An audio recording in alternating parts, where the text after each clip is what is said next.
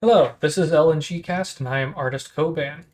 We're going to talk about week 2 of the D&D campaign diaries.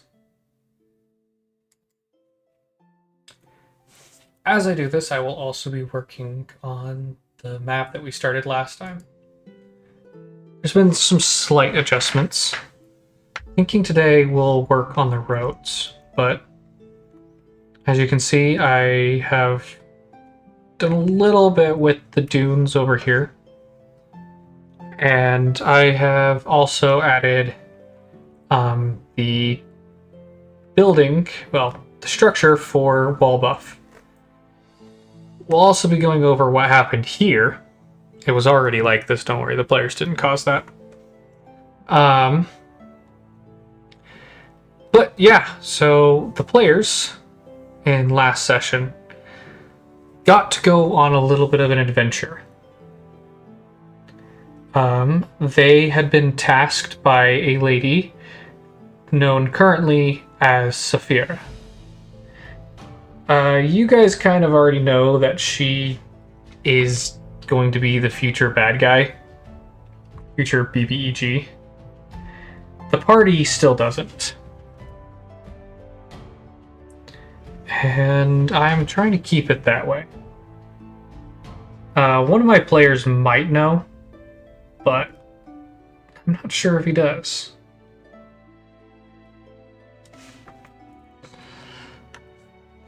Either way, I think it could be a really fun opportunity. I know what's causing that.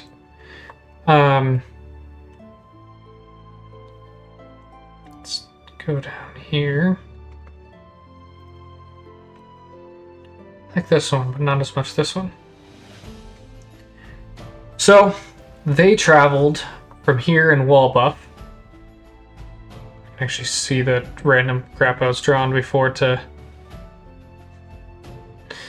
So they traveled from here in... Oh. They traveled from here in Wallbuff down this road and then up here. They joined the Haji, which are kind of this world's version of Bedouin. Once they got here, they were attacked by sand elves. Now, the reason why they're there is because the Lady Saphira had asked them to go there as a request to gather up an object. It's a silver necklace. Well, in the meantime of getting there, they didn't run into any random encounters because they worked with the Haji. And the Haji are like, no, that place is forbidden. We're on our way to Unalak. Unalak is the smaller of the two dwarven nations. It's this pyramid right here. The other dwarven nation, as I brought up last time, is over here. It's these obelisks.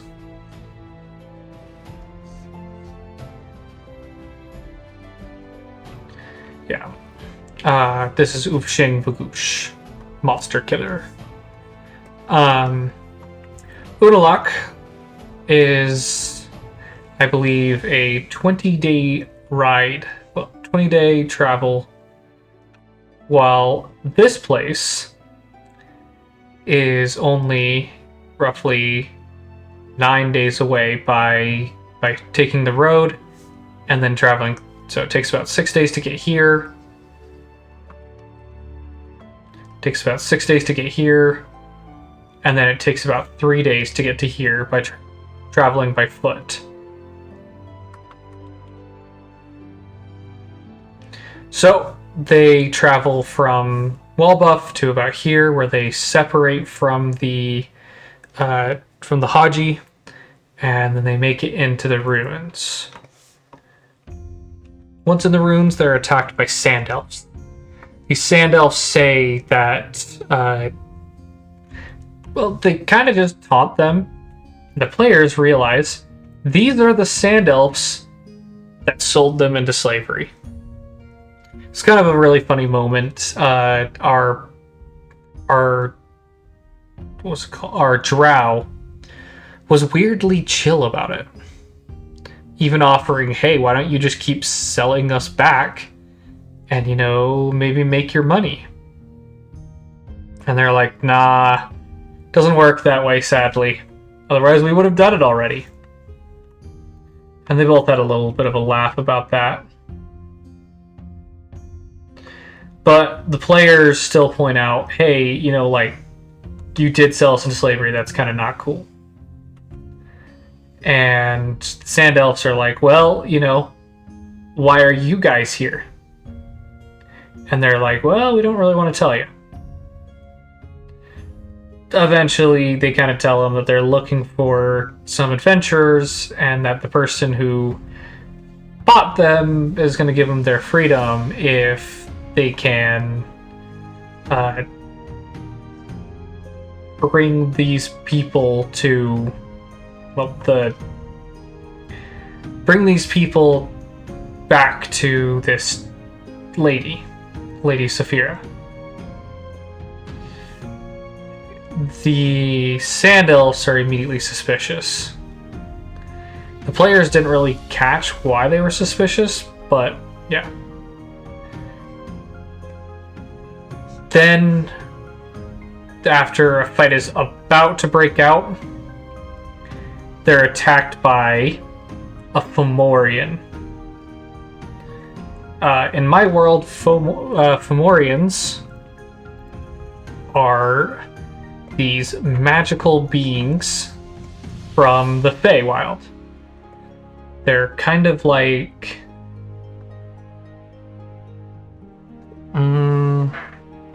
they're kind of like the Wild Fey, except for the Wild Fey are their own thing. Fomorians are... if regular Fey are lawful beings, then the Fomorians... I guess Fomorians also are sort of lawful beings. But either way, if regular Fey are lawful beings, even if their laws don't make sense to us,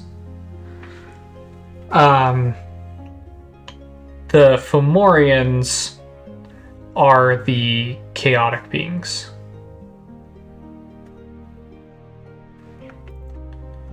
That makes that road too big. It's too straight as well. Anyway, so this Fomorian that attacks them, it has it seems to be hurt already when the players fight it, and it nearly TPKs them just by being straight up crazy strong. And the players barely survive with the help of the Sand Elves, but only 3 Sand Elves were able to survive. That's sold on these roads. Anyways, so only 4 Sand Elves survived, and they all headed off to, they escaped. And the players were able to loot the bodies of the previous adventurers. Once they loot the bodies, they head over to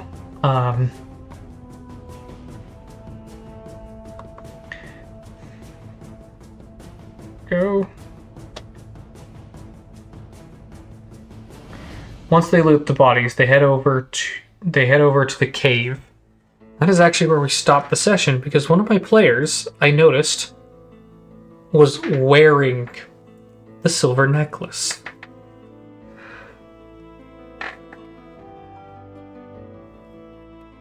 When I noticed that this was the case, I immediately stopped the session and said, "Hey, wait. Are you currently wearing the necklace?" And he said, "Oh, was I not supposed to?" I was like, the question wasn't did you realize it? The question is, are you? And the player's like, "Yeah, I guess I would have." And I was like, oh, okay, we're gonna stop there. What the players don't know is that when you put on the necklace, you start the process of attuning to it. This necklace has a Jinn inside.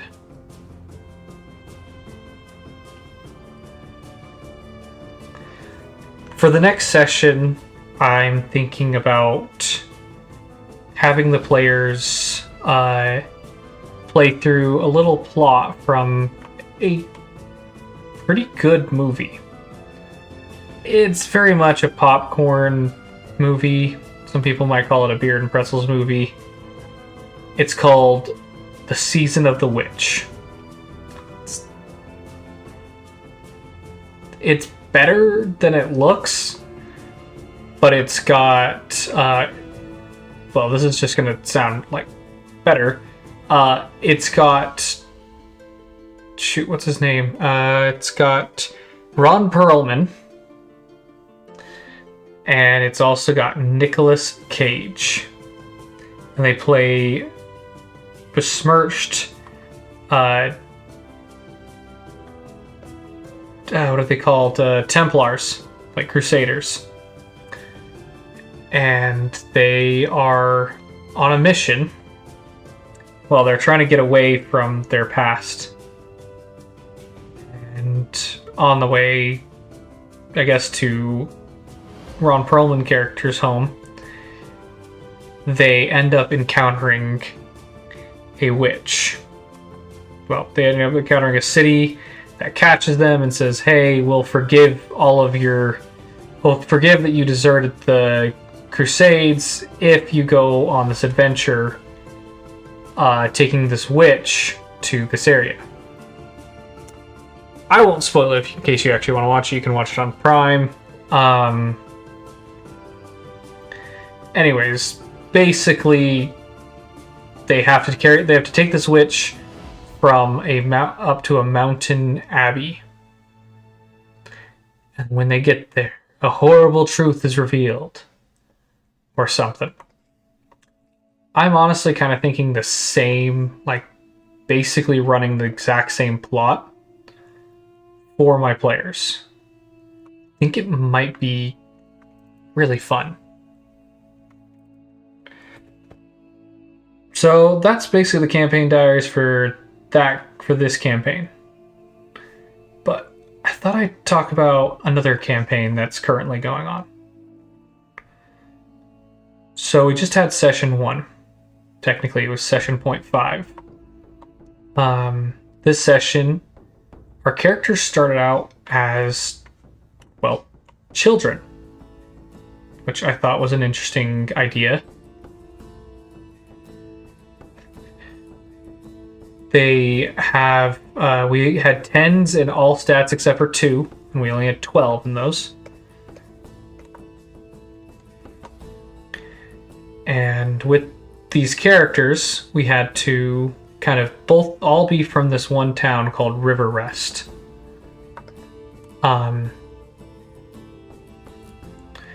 River Rest is your stereotypical fantasy town.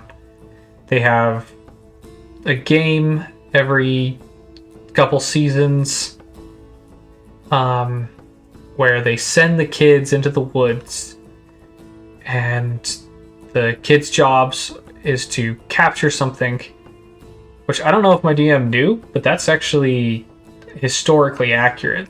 It was known as the Township game. It's actually one of the things that inspired Quidditch, as well as rugby, and in some ways inspired American football. Yeah. Anyway, so we run into there. We're gonna go. Party consisted of Barak, an 8-year-old dwarf, Talon, a 12 or 13-year-old dwarf, my character, Rudolph Johann Turn, and two characters. I don't actually remember their names, so I will call them Butch and Cletus. We were all very sad when Butch died. He was kind of growing on all of us. He had a crush on the dwarf's older sister. Only person who would have a crush on her. And one of the few people who tolerated him. Well, tolerated her, I guess. Anyways, so that was our cast. My character was a half-elf. Planning on him being a bard in this campaign, but that's becoming increasingly more questionable. His dad was a retired adventurer, specifically a stereotypical bard.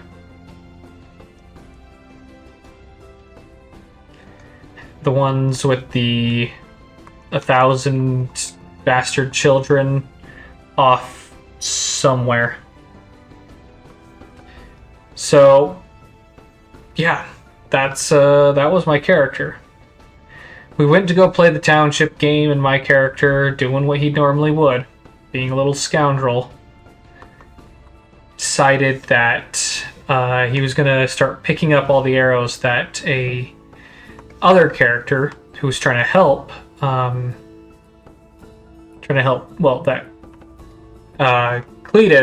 was trying to help Butch.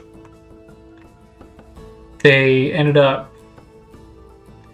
they were using arrows to keep track of where they were. So my character was picking up said arrows. And it was supposed to be kind of a funny, but then we found the goat. But we were not the first to find it. A black kobold and his goblin cohorts had found it first. And this would end up being a problem. For obvious reasons, but one of them being the idea that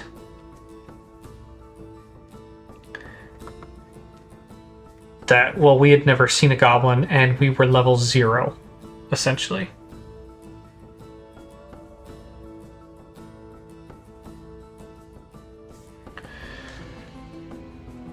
So it was not an ideal situation.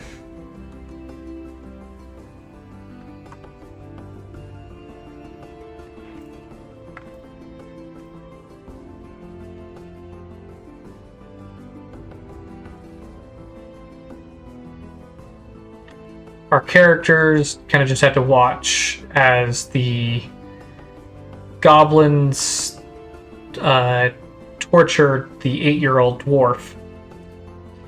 Eventually, they let us go. And when they did, it was a sick and twisted game. Because the goblin warband had already attacked our village. As it attacked our village, we headed off. We tried to get back, and one of the dwarfs got a unlucky roll and took an arrow to the neck. It was the little one of the few that my character actually got along with. In this world, elves are sort of looked at with a lot of suspicion.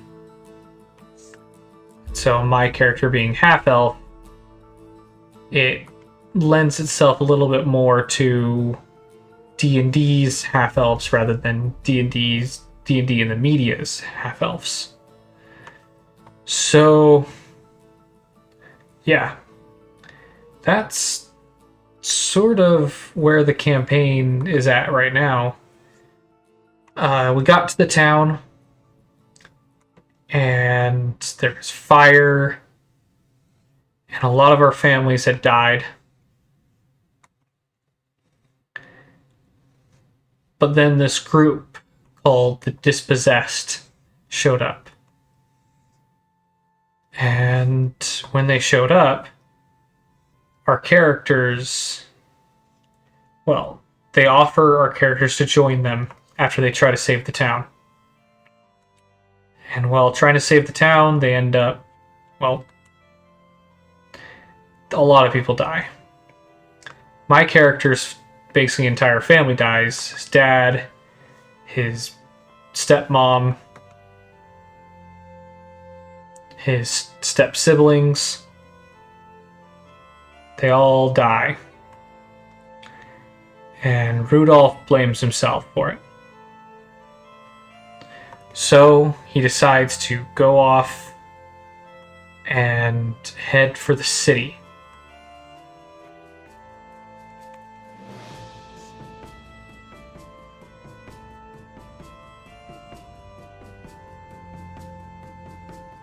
As he heads for the city, he's going. I'm still working on talking the details through with my DM, so I couldn't tell you exactly. But my thought is that he ends up finding basically a master, like a teacher, to guide him in the ways of being a bard.